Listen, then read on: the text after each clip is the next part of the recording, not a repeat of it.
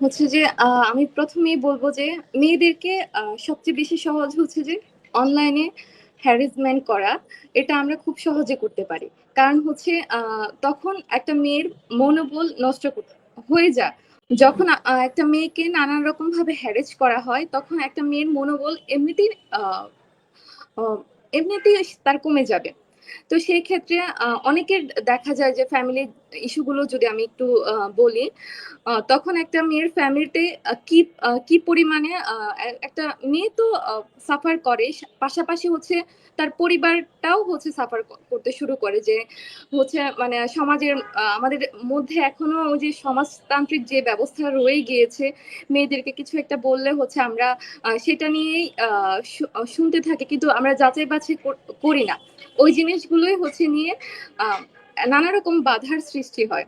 তো সেই জায়গা থেকে আমরা আজ পর্যন্ত বের হতে পারি নাই।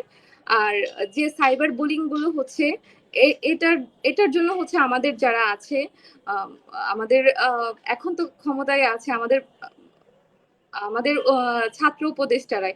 উনারা চাইলে পারত এই জিনিসগুলো আরো ভালোভাবে একটু হ্যান্ডেল করতে। কিন্তু মানে আমি খুবই হতাশ। উনারা এই জিনিসগুলো এখন পর্যন্ত সলিউশন করছে না। আরো এই বিষয়গুলোতে নজর দেওয়া দরকার ছিল। আমি নিজেও হচ্ছে অনলাইনে নানা রকম ভাবে সাইবার বুলিং এর শিকার হচ্ছি। তো সেই জায়গা থেকে কিন্তু আমি স্ট্রং আছি আমার জায়গা থেকে। কিন্তু আমার জায়গায় অন্য মেয়ে হলে কিন্তু এতদিনে সরে যেত। এরকম অনেকেই আছে এখন পর্যন্ত লড়াই করে যাচ্ছি আমরা। কিন্তু তারপরেও আমরা যদি আরেকটু সহযোগিতা পেতাম তাহলে হচ্ছে আমাদের মনোবলটা আরো বৃদ্ধি পেত। আমরা সামনের দিকে কাজ করতে পারতাম। সংস্কারের নানা রকম কাজগুলো আমরা শুরু করতে পারতাম। কিন্তু আমরা সেই কাজগুলো করতে পারছি না। আমরা প্রশাসন থেকেও ওরকম আসলে কোনো সহযোগিতা পাচ্ছি না। আমরা একটা কোনো একটা ইস্যু নিয়ে গেলাম কারোর কাছে।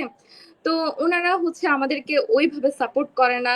আ হচ্ছে ওই যে যেমন ছিল না আগে যে আমরা করব, কাজ করব, করছি, করব। এই করছি পর্যন্ত আমাদের মধ্যে সীমাবদ্ধতা রয়ে গেছে।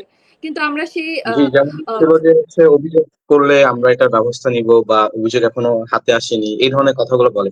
আপু এখানে আমি একটা সম্পূরক প্রশ্ন করতে চাচ্ছিলাম, মানে যেটা আমার মূল প্রশ্ন ছিল যে এই যে আওয়ামী লীগ সরকারের যারা দোসর ছিলেন এবং বিভিন্ন যে সাইবার বটের মাধ্যমে যে তারা গুজব ছড়াচ্ছে, তো আপনার কাছে কি মনে হয় না যে এই নারী যারা আসলে সমন্বয়ক ছিলেন বা যারা আসলে নেতৃত্ব দিয়েছিলেন তাদেরকে যে হ্যারাসমেন্ট করছে অনলাইনে, এটা আসলে তাদেরকে একটা পরিকল্পনা, যেন তারা হ্যাঁ, নারীরা যেন এটা আসলে কিছু তাদেরই করে দেয়? পরিকল্পনা। কারণ হচ্ছে ওরা তো চাচ্ছে আমাদের মধ্যে একটা ইউনিটি যে আছে আমরা যারা কাজ করছি এখনো, আমাদেরকে এখান থেকে সরিয়ে ফেললে তো ওদের জন্য ভালো, তাই না? আমরা কথা বলতে পারবো না অন্যায়ের বিরুদ্ধে, আমরা হচ্ছে প্রোটেস্ট করতে পারবো না। আমরা যদি আমাদের সেই মনোবলটা হারিয়ে ফেলি, তো ওরা তো আরো হচ্ছে যে ওই জায়গাগুলো দখল করতে পারবে। ব্যাপারটা এমন হয়ে গিয়েছে।